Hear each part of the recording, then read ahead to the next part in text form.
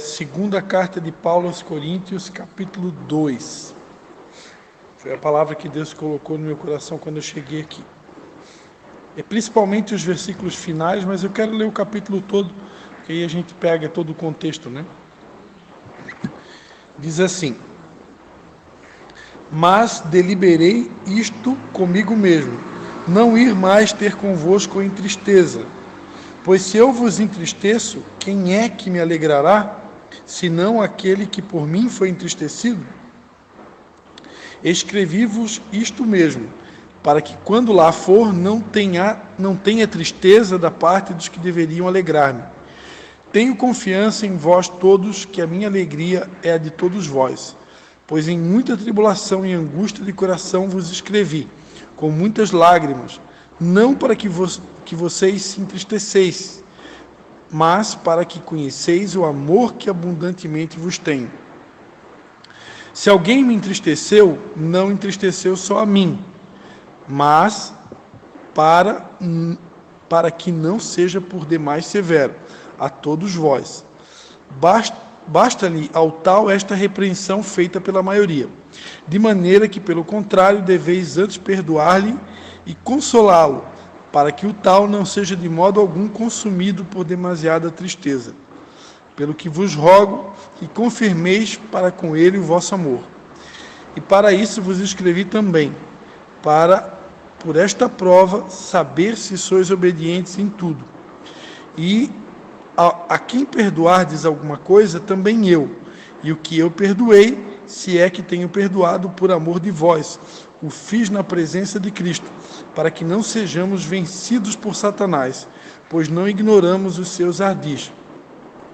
Ora, quando cheguei a Troade para pregar o Evangelho de Cristo, e uma porta se me abriu no Senhor, não tive descanso no meu espírito, porque não achei ali meu irmão Tito, de sorte que, despedindo-me deles, parti para a Macedônia. Mas graças a Deus que sempre nos faz triunfar em Cristo, e por meio de nós manifesta em todo lugar o cheiro do seu conhecimento. Pois para Deus somos o bom cheiro de Cristo, tanto nos que se salvam como nos que se perdem. Para estes, certamente, cheiros de morte para morte, mas para aqueles, cheiro de vida para vida. Mas para estas coisas, quem é idôneo? Nós não somos como muitos falsificadores da palavra de Deus. Antes falamos de Cristo com sinceridade, como de Deus na presença de Deus. Amém? Pai, em nome de Jesus, eu quero te dar graças por essa palavra que o Senhor colocou no nosso coração. E eu te peço que o Senhor realmente possa nos inspirar e ministrar o que o Senhor quer falar conosco na noite de hoje. Fica à vontade no nosso meio, Espírito de Deus. Amém. Amém. Então, quando eu estava chegando aqui, né, a palavra que veio bem forte no meu coração foi esse versículo aqui, principalmente 2 Coríntios 15 e 16, né? Que diz assim: pois para Deus somos o bom cheiro de Cristo, tanto nos que se salvam como nos que se perdem. Para estes, certamente cheiro de morte para a morte, mas para aqueles, cheiro de vida para a vida. Então, para aqueles que se perdem, nós somos cheiro de morte para a morte, mas para aqueles que estão sendo salvos, nós somos cheiro de vida para a vida. É uma palavra que a gente já ministrou aqui há muito tempo atrás, né, que nós somos o bom perfume de Cristo, né? Nós somos o bom perfume de Cristo. Então, Deus espera, né? Deus espera que a gente possa realmente, né, exalar uma fragrância que possa atrair as pessoas. Às vezes eu me questiono, né? Eu tenho convicção que eu não estou em pecado nenhum, né? Não sou perfeito, tenho as minhas falhas, mas não estou em adultério, não estou fazendo nada que eu saiba que é errado. Mas, às vezes eu me questiono, né, o que falta, né, o que mais nós podemos fazer para realmente atrair as pessoas, né? Porque, como a gente estava comentando aqui antes, né, é um tempo difícil, É um tempo difícil. Se a gente realmente não estiver firmado na rocha, desanima, né? Desanima. Mas o que me anima é saber que nós não somos os únicos, né? Esse final de semana eu posso dizer que eu fiz um mini retiro com Deus, né? Então eu fiquei muito tempo com Deus e tirei um tempo bem grande com Deus mesmo, né? No sábado, no domingo, hoje também, na segunda-feira. E a gente percebe, né, como diz a Bíblia, que as mesmas aflições que nós passamos, elas se cumprem no mundo todo. Em alguns lugares, menos sofrimento, ou menos provas, talvez um pouco mais reduzido, outros mais, mas o que acontece aqui, acontece em todo lugar. A questão é que, como a gente aqui estamos em um número pequeno, numa cidade pequena, então a impressão que dá muitas vezes é que as pessoas não querem mais o Evangelho, né? Não querem mais a Cristo, não querem mais Jesus, né? Porque eu acredito que esse seja um dos motivos que Deus tem nos direcionado, principalmente a minha pessoa, né? Deus tem me direcionado muito para usar essa questão da tecnologia, né? Usar realmente as mídias sociais, gravação de áudio, compartilhar texto, vídeo, porque é uma esperança, né? A palavra de Deus diz em Eclesiastes 11, lança teu pão sobre as águas. Nem todo mundo que ouve me dá feedback, né? Mas de vez em quando eu encontro pessoas na rua que dizem, pastor, eu estou escutando todas as tuas mensagens, estou acompanhando o teu trabalho, Deus falou comigo nessa mensagem, Deus falou comigo naquela. Infelizmente nem todos falam, a gente não sabe, mas sempre tem aquele que fala, e isso acaba dando realmente ânimo para a gente continuar fazendo aquilo que Deus mandou fazer, que na verdade é uma estratégia, né? E uma estratégia que tem sustentado a igreja nesse tempo de pandemia, né? Porque eu já falei sobre isso, né? Se a gente não fizesse nada, nós aqui, vocês lembram da carta de Tiago? O estudo da carta de Tiago, né? Se vocês não tivessem feito aquilo ali, talvez a igreja nem existisse mais hoje, a gente não sabe, né? Talvez o Ministério Vidas Águas não tivesse mais aqui, porque só Deus sabe o quanto que aquilo foi importante, né? Foi importante para sustentar muita gente. Nós temos a tendência de não valorizar o nosso próprio trabalho. É muito comum, principalmente nós pregadores, pastores, a gente sempre acha melhor o outro, né? Como aquela pessoa prega bem, como aquele pastor prega bem, como aquela pastora, ela tem uma desenvoltura, como ela tem autoridade, como ela tem eloquência, como ele, como ela, e a gente sempre vê os outros, né? Se a gente for citar nome aqui, quantas pessoas que a gente tem assim como uma inspiração, né? E a gente às vezes acha que não, que nós... É que nem aquela passagem bíblica, né? Poderia vir alguma coisa boa de Nazaré, então a gente às vezes pensa assim, poderia vir alguma coisa boa de Nova Trento, poderia vir alguma coisa boa de Campo Bom, poderia vir alguma coisa boa de São João Batista. Quer falar, pastora Vera? Então, eu imagino, é mais ou menos a sensação que Moisés, né? É mais ou menos o que aconteceu com Moisés quando Deus chamou ele. Quando Deus chamou Moisés, ele olhou para a limitação dele. A Bíblia diz que ele era pesado de palavras. Tem gente que acredita que ele era gago. Tem outros que acreditam que ele era muito duro, né? Porque pesado de palavras, eu nunca parei para estudar profundamente, né? Mas como ele matou um soldado egípcio, eu quero crer que ele era meio durão mesmo. Se Deus mandou, depois que ele matou o soldado egípcio, ele foi parar lá 40 anos no deserto de Midian, né, apacentando as ovelhas do sogro dele, né, de Jetro, né? Então, eu imagino que Deus usou aqueles 40 anos ali de deserto para amansar Moisés, porque Moisés provavelmente ele devia ser meio durão. Depois a Bíblia vai dizer que ele se tornou um homem mais manso da terra, né? Então é porque se ele tornou um homem mais manso, provavelmente ele era... Se ele ficou o homem mais manso, provavelmente ele não era esse homem mais manso, né? Transformação. Transformação. Mas ele passou por vários processos, né? Primeiro aquele deserto, aqueles 40 anos de deserto, acho que foi 40 anos ali de Midian, apacentando as ovelhas de Jetro, e depois ele mais um tempo no deserto, aí apacentando o povo do Êxodo, né? O povo que foi liberto do Egito. Então tudo isso daí transformou o caráter de Moisés. No entanto, a Bíblia diz que ele era pesado de palavras. E quando Deus chamou ele se sentiu incapaz. Então, e Moisés não é o único, né? O outro personagem bíblico muito conhecido é Gideão, né? Gideão, ele disse: Senhor, mas eu sou o menor da família de Manassés, o mais pobre, o mais isso, o mais aquilo. Então, não é, como é que eu vou dizer para vocês, nós não somos os únicos e não seremos, né, a última Coca-Cola, né, da geladeira, como dizem alguns, né? Nós não somos os últimos do planeta a se achar incapaz, a se achar frágil, ou se achar sem realmente com habilidades o suficiente para cumprir a missão pelo qual Deus nos chamou, né? Coincidentemente, já que eu usei a palavra frágil, nestes dias, uma das passagens que eu tenho refletido é aquela passagem de Tiago, né, que fala sobre Elias, né, que Elias era um homem sujeito às mesmas paixões do que nós, e ele orou, né, e com fervor para que não chovesse durante 3 anos e 6 meses, e não choveu sobre a terra.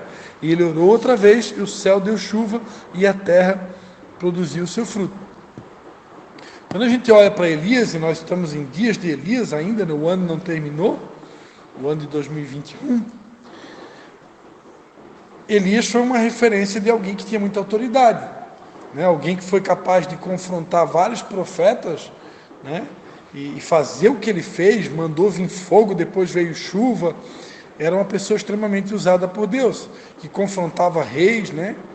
Principalmente o rei Acabe, a rainha Jezabel. E esse homem, a Bíblia que vai dizer que ele era sujeito às mesmas paixões do que nós, né? Tem uma outra versão bíblica que diz que ele era tão frágil quanto nós. Então, nós temos essa tendência de achar que, principalmente pessoas que estão na mídia, pastores, líderes de ministérios grandes, né, que essas pessoas elas não têm as suas deficiências, que elas não têm as suas fraquezas, que elas não têm o seu dia mal, como se elas fossem robôs, né? Totalmente de ferro. E não é verdade. Muitas delas, às vezes, não transparecem, né? Ou pelo menos fazem de tudo para não transparecer, porque na posição que elas estão, nem todos estão preparados emocionalmente, espiritualmente, para lidar com a fraqueza de um líder. Essa que é a grande verdade. Durante muito tempo, a igreja brasileira conseguiu construir alguns ídolos, e o pior de tudo não foi construir ídolo, acho que essa nem é a expressão mais correta, mas construiu, e aí eu me incluo dentro disso, construiu um padrão para o homem e para a mulher de Deus, que é aquele padrão que é a pessoa impecável, ela não pode pecar, ela não pode errar, ela não pode falhar, né? E isso está muito arraigado ainda na cultura, principalmente dos crentes mesmo, né? Principalmente dos crentes mesmo, que tem esse perfil do judaísmo, né? Do farisaísmo, para não dizer assim, de exigir uma certa perfeição das pessoas que pregam em nome de Deus, que essa perfeição não existe, né? E essa perfeição não existe e nunca vai existir, que a Bíblia diz que nós somos barro, né? E barro, se a Bíblia diz que Deus é o oleiro e nós somos barro, por que Deus não usou uma outra substância, né? Um outro material para comparar o ser humano? Ele usou o barro, né? Por quê? Porque a gente é frágil. Então não pensem vocês que essas pessoas que têm mais, que estão mais na mídia, que estão mais à frente, que nós julgamos muitas vezes pessoas de sucesso, que elas não têm as suas fragilidades, porque têm. Podem fazer de tudo para esconder, mas tem. Tem, porque todos somos barro. E isso, diga-se de passagem, é uma das coisas que Deus tem ministrado muito nesses dias, né? Pelo menos eu tenho visto que Deus está falando, e Deus me usa também para compartilhar mensagens que eu já gravei no passado, e Deus está querendo lembrar algumas coisas, né? E uma das coisas que Ele está querendo lembrar é que todos nós somos barro. E não podemos exigir perfeição de ninguém, e também não podemos exigir de nós, que às vezes nós estamos aqui em número pequeno, já amadurecemos, já vencemos essa fase aí de não exigir mais perfeição do outro, mas a gente está exigindo da gente, né? A gente se cobra muito. E eu vou contar uma coisa aqui bem engraçada que aconteceu ontem à noite e hoje de manhã. O Levi começou a cantar. O Levi está aprendendo a cantar, ele faz aulinha de música, ele está aprendendo a cantar. E ele, como ele vai no prezinho também, né, lá com certeza eles ensinam as musiquinhas da escola, né? E ele aprendeu a cantar aquela musiquinha. Boi, boi, boi, boi da cara preta, pega essa criança que tem medo de careta. Aí agora eu vou ter que ter um trabalho de ensinar para ele que essa música não é legal, né? Eu peguei, ele queria que eu colocasse o videozinho na televisão com a musiquinha para ele cantar, e aí eu peguei, no primeiro momento até coloquei, mas já depois o Espírito Santo, não tem como. E aí eu peguei e uma outra musiquinha de boi lá, que não tem nada a ver, que é uma música mais tranquila, é só uma musiquinha de boi mesmo, e coloquei para ele ver. Aí consegui desviar o foco dele. Mas, como eu estou ligado em tudo que acontece, e Deus, eu acredito, né? Deus respeita a individualidade de cada um. Eu acredito que Deus pode falar com a gente de qualquer forma, de qualquer maneira, em qualquer circunstância. Eu comecei a olhar, comecei a meditar, né, na letra da música. Pega essa criança que tem medo de careta. Eu não quero levar essa frase para o lado prejudicial que isso daí pode causar para uma criança, né? No sentido de... É uma música que é uma canção de dormir, né? Já pensou? Estou ameaçando a criança que o boi da cara preta vai pegar a criança que tem medo de careta. Senão o boi da cara preta te pega. Se tu não dormir, o boi da cara preta vai te pegar essa noite na madrugada. Não quero levar para esse lado, mas eu estava meditando e eu levei para um outro lado. Pega essa criança que tem medo de careta, né? Será que nós, muitas vezes, também não estamos deixando de fazer o que precisa ser feito e realmente ser um pouco mais ousados no que diz respeito à pregação do Evangelho, de fazer a obra de Deus? Será que muitas vezes o que está nos paralisando, impedindo da gente avançar e ser um pouco mais ousado, intrépido, enérgico, né? Eu estava ouvindo agora há pouco, eu editei o vídeo da pregação do pastor Onésio, né, que pregou aqui, e ele ministrou sobre isso, sobre ousadia, sobre manifestar a glória de Deus, né? E será que um pouco que tem paralisado e impedido a gente de realmente ser mais enérgico, mais ousado, mais intrépido, mais fogo puro mesmo, manifestar o poder e a glória de Deus, né? Será que não tem sido um pouco de medo? Será que não tem medo, ou de repente a palavra melhor não seja medo, de repente timidez, né? Então, eu queria lembrar, né, que a palavra de Deus diz que Deus não deu espírito de medo, né, de timidez, mas Ele deu espírito de poder, de amor e de moderação. E esse espírito ele já está dentro de nós. Ele já está dentro de nós. Agora, uma coisa que é bom lembrar: existe uma guerra entre o espírito, a alma e a carne. Nosso maior adversário, muitas vezes, é a nossa própria alma ou a nossa carne, né? E aí é bom lembrar aquela velha historinha antiga, né? Uma história bem antiga, Um camarada saiu de viagem, ele tinha 2 lobos, e ele procurou um amigo dele para cuidar dos 2 lobos dele, porque ele ia viajar. E aí, quando ele voltou de viagem, ele percebeu que um lobo estava mais gordinho e o outro estava mais magrinho. E aí ele perguntou para a pessoa que cuidou dos 2 lobos, o que aconteceu? Aí ele falou, não, é porque o lobo A, ele se alimentou bem, ele estava comendo bem, mas o outro não queria comer, não queria se alimentar.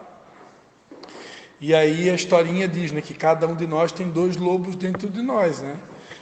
O lobo do espírito e o lobo da carne. Qual que é o lobo que vai vencer essa guerra? Né? Aquele que a gente alimentar mais. Então, se eu estiver realmente me procurando alimentar o meu espírito, eu conversei um pouquinho com o Guilherme sobre isso ontem, mais superficial, mas conversamos. Né? Se eu alimentar bem o meu espírito, eu realmente estou separando tempo para meditar na palavra, para ler a Bíblia, para orar, para buscar a Deus. As disciplinas básicas, né, do cristão: jejum, oração, meditação bíblica e louvor. Isso é o básico, né?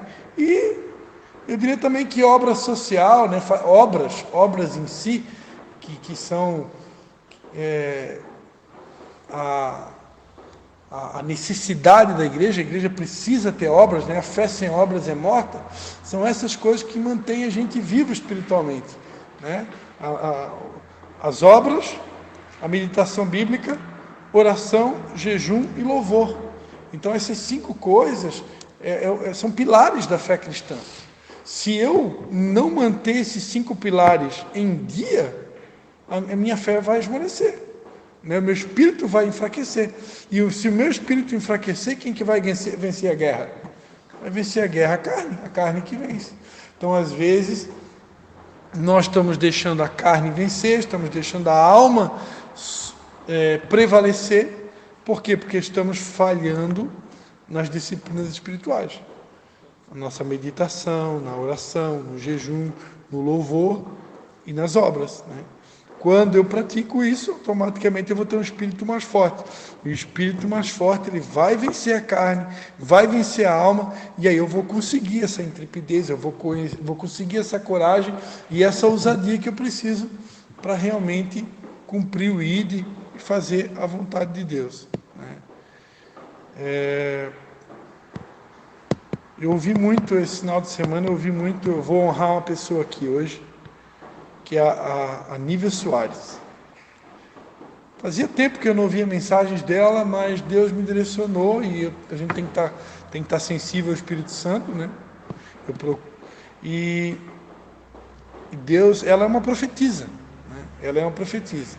E ela tem ministrado muitas mensagens sobre Apocalipse, ministrado muitas mensagens sobre a volta de Jesus, mensagens que realmente fazem a gente crer que nós realmente estamos vivendo os últimos tempos. E eu sempre preguei, vocês me conhecem, sabem que eu sou partícipe dessa mensagem, eu acredito nisso, eu acredito que realmente a gente possa estar vivendo os últimos tempos. Então, por que eu estou falando isso, né? Por que o Espírito Santo está lembrando isso? Porque realmente é chegado um tempo que nós vamos precisar superar as nossas fraquezas, superar as nossas debilidades, superar o desânimo, superar a tristeza, superar a angústia, superar até mesmo o luto, né? Que eu diria que talvez seja o maior gigante que todos nós temos lutado nesses últimos tempos, né? Um gigante chamado luto. Mas eu acredito que está se aproximando um tempo onde Deus ele está começando a dar sinais para nós, né, de que nós realmente precisamos vencer, precisamos superar, precisamos virar uma página, né? E interessante que essa palavra que Deus nos deu aqui não é por acaso. Olha só o que Paulo está falando aqui à igreja de Corinto. Mas deliberei isto comigo mesmo, não ir mais ter convosco em tristeza. Pois se eu vos entristeço, quem é que me alegrará, senão aquele que por mim foi entristecido? Paulo aqui, ele tomou uma decisão, disse, eu decidi não visitar a igreja de Corinto, eu decidi não visitar vocês triste. Porque se eu que sou o líder estou triste, quem que vai me animar? Como que eu vou levar alegria? Como que eu vou levar ânimo? Como que eu vou levar coragem? Como que eu vou passar isso se eu estou triste? Então Paulo ele tomou uma decisão, eu disse, eu não vou visitar ninguém, eu não vou ir ter com vocês enquanto eu não vencer essa tristeza. Né?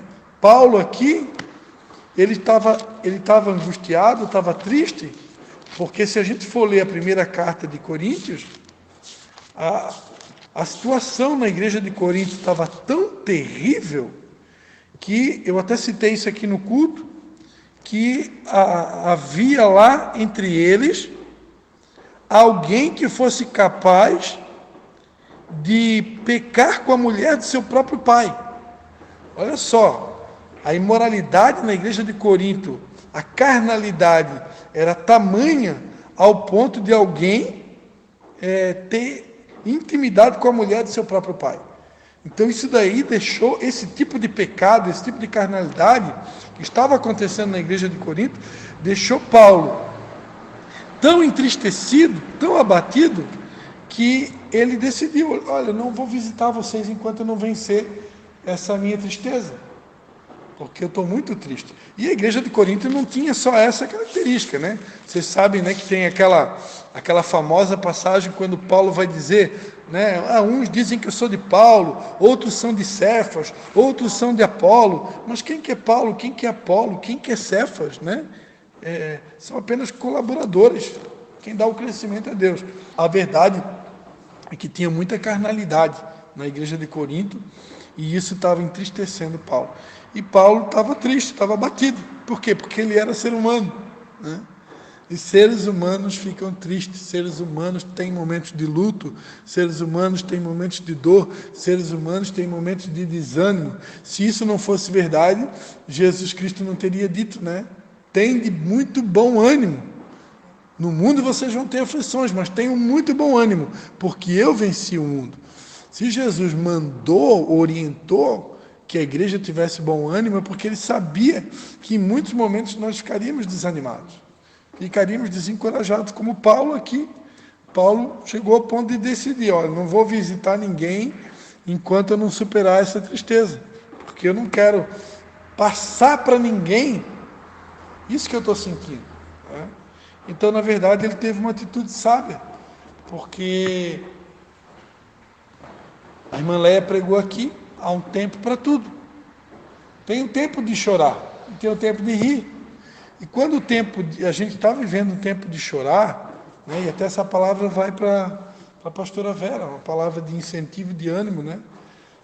Quando a gente está vivendo realmente esse momento de luto, é bom mesmo que a gente realmente se cuide, né? Se cuide, realmente fortaleça o nosso espírito, porque, infelizmente, isso eu digo com pesar, nem todos estão preparados para ver a nossa dor, ou para lidar com a nossa dor, ou para lidar com o nosso momento de luto, ou para lidar com o nosso momento de angústia. Existem cristãos nos dias de hoje que não admitem e que não entendem. Não entendem, tem pessoas que não entendem. Tem pessoas que acreditam que por a gente ser cristão, por a gente ser crente, eu tenho que estar sempre bem, eu tenho que estar sempre forte. Quando, na verdade, nós somos fortes por causa do Espírito de Deus que habita em nós, que nos torna muitas vezes uma fortaleza. Mas se não é Ele, se não é Deus a nos fortalecer, aquele dia que eu me acordei sem força para ler a Bíblia, tem aquele dia que tem dia que eu não tenho ânimo, tem aquele dia que eu não tenho vontade de ler a Bíblia, tem aquele dia que eu não tenho vontade de orar, tem aquele dia que eu não tenho vontade de nada, tem aquele dia que eu quero sumir, desaparecer, ir para um deserto, sei lá. Então a gente é humano, e nesses dias a carne vai reinar, a alma vai reinar. Aí é bom mesmo que a gente fique quietinho no nosso canto, né? E não tem nada de errado com isso, né? Porque nós somos humanos. Mas para não perder muito foco aqui, né? Já indo para o finalmente dessa mensagem, eu queria voltar lá na palavra inicial, né? Para Deus somos o bom cheiro de Cristo, tanto nos que se salvam como nos que se perdem. Para este certamente cheiro de morte para a morte, mas para aquele cheiro de vida para a vida. Então, amados, para aqueles que estão sendo salvos, nós temos o cheiro de vida, mas para aqueles que estão se perdendo, cheiro de morte, né? Muita gente ainda não entendeu, né, que essa pandemia, ela está sendo, porque não terminou ainda, né, um grande sinal de Deus para a humanidade. Algo que eu estava meditando é que durante muito tempo que a gente aprendeu que para se conquistar uma cidade, um estado, um país para Jesus, nós precisamos de uma intervenção de Deus. E eu estou entendendo que essa pandemia ela é uma intervenção de Deus.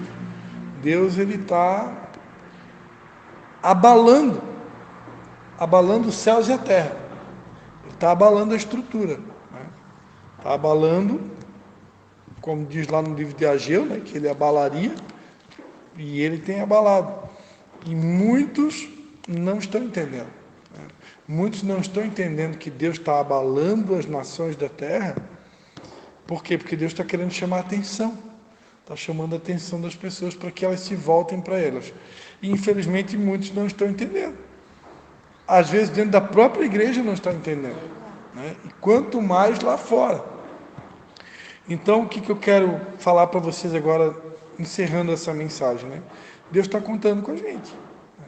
Deus está contando com a gente para que a gente continue, para que a gente não desanime, para que a gente realmente venha se fortalecer em Deus, praticar essas disciplinas espirituais, né? Jejum, oração, meditação bíblica, obras, louvor, se fortalecer em Deus, né? Nos demais irmãos meus, fortalecei-vos no Senhor e na força do seu poder, realmente se fortalecer em Deus para poder resistir o dia mal, e não só resistir o dia mal, continuar anunciando o Evangelho, continuar fazendo o que tem que ser feito, né? Aquilo que a gente falava aqui um pouquinho no começo, vamos orar a Deus e pedir para que Deus mostre as pessoas certas que Deus conhece, as pessoas que Ele mesmo já de antemão, Deus é onisciente, então Ele sabe exatamente quem vai dizer sim para Jesus e quem vai dizer não. Então, às vezes, nós estamos igual a Pedro, né, jogando a rede para tudo que é lado. Mas se a gente pedir para Jesus, Ele sabe o lugar certo, a direção certa de lançar a rede. Jesus sabe. Então, às vezes, nós estamos pescando sem direção. Mas se nós orarmos, se nós buscarmos um pouco mais, se nós formos um pouco mais fundo com Deus, se nós formos um pouco mais persistentes, Ele vai mostrar o lado certo de lançar a rede, Ele vai mostrar a pessoa certa para convidar para uma célula, para o culto. E quando Ele mostrar, como Ele já mostrou muitas vezes, né? Aí é como se diz, é tiro certo, né? É tiro certeiro. Então que a gente possa realmente voltar às primeiras obras, né? E pedir a Deus que nos mostre. Eu estou bem feliz, né? A Leia contou para mim que tinham 7, né, pessoas na célula de mulheres. Então, amém, é um novo tempo. Eu creio que é um novo tempo. É um novo tempo que está começando. Começamos a nossa célula de homens aqui. Também estávamos em 5, acho que 5.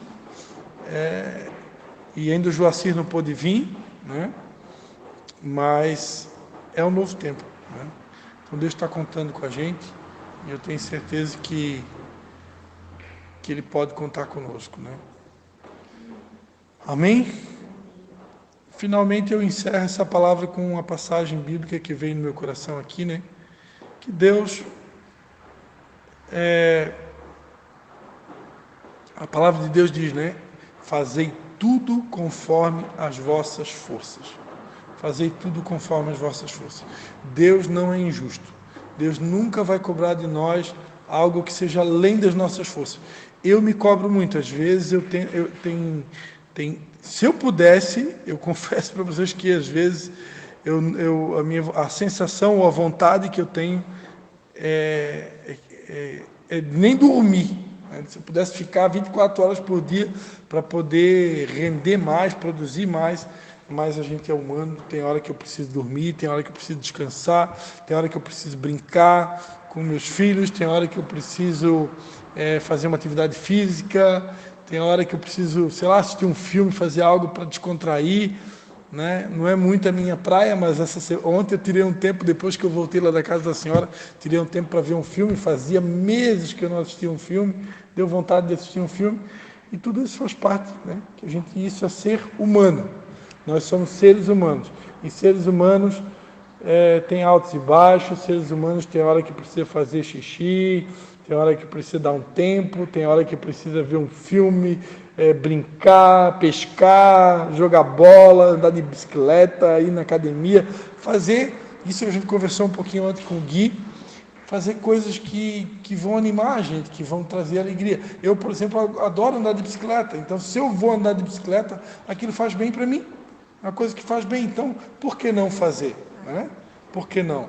Eu tenho que procurar fazer coisas que vão contribuir com a minha felicidade. Deus quer ver a gente alegre, Deus quer ver a gente para cima. Quero ver se eu acho aqui rapidinho aqui um versículo aqui que fez muito bem para mim, eu estava meditando. Aqui, ó, Eclesiastes 5, essa palavra, eu estava vendo uma live da pastora Larissa, né? Larissa Terranova, que é filha do apóstolo René, e ela estava ministrando sobre essa palavra aqui, ó, Eclesiastes 5, eu acho que é esse versículo aqui, Eclesiastes 5, 18, diz assim: então percebi uma boa e bela coisa, alguém comer e beber e gozar cada um do bem de todo o seu trabalho, com que se afadigou debaixo do sol, todos os dias da sua vida que Deus lhe deu. Esta é a sua porção. Quanto ao homem, a quem Deus deu riquezas e bens, e lhe deu poder para delas comer, e tomar a sua porção, e gozar do seu trabalho. Isto é dom de Deus. Então, isso é um dom de Deus, né? Poder desfrutar, né? Gozar, comer, beber, desfrutar daquilo que Deus nos dá, né? Então Deus espera que a gente possa, como dizia a pastora Joyce Meyer, né? Desfrutar da vida diária. Então a vida não é só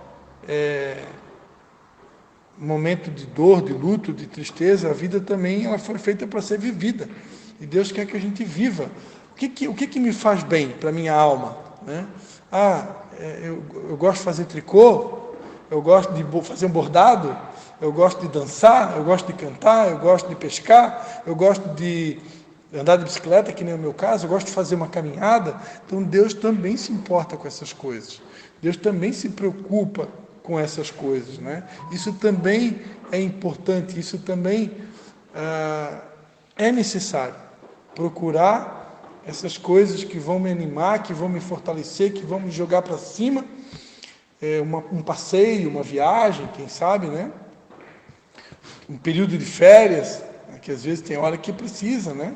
Então, eu preciso discernir os tempos, os momentos e buscar essas coisas também, porque Deus quer isso de nós, né? Que a gente possa realmente comer, beber e gozar de todo o bem e do trabalho que o próprio Deus nos dá. Amém, amados? Então, momentos de sabedoria aqui no finalzinho da nossa mensagem. Vamos orar a Deus. Pai, em nome de Jesus, Pai, eu quero te dar graças a Deus por essa mensagem que o Senhor colocou no nosso coração. Te pedir que realmente o Teu Espírito Santo possa estar nos lembrando de tudo aquilo que nós ouvimos aqui nessa noite. Que acima de tudo nós possamos, Pai, colocar em prática tudo aquilo que o Senhor tem falado e ministrado ao nosso coração, Pai.